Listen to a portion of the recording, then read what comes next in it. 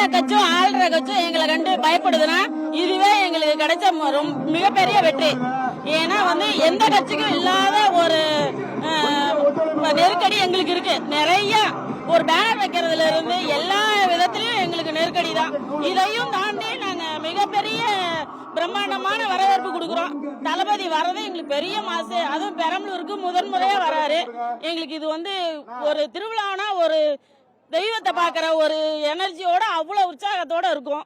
பெண்கள் ரொம்ப எதிர்பார்ப்போட இருக்காங்க. எங்க அண்ணன் வர்றதே பெரிய விஷயம். வர்றதே எங்களுக்கோசரம் தான் வராரு.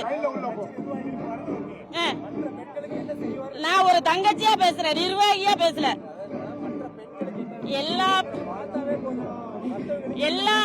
எல்லா பெண்கள் சார்பா நாங்க இல்ல அண்ணன் வந்தா பெண்களுக்கு பாதுகாப்பு இருக்கு.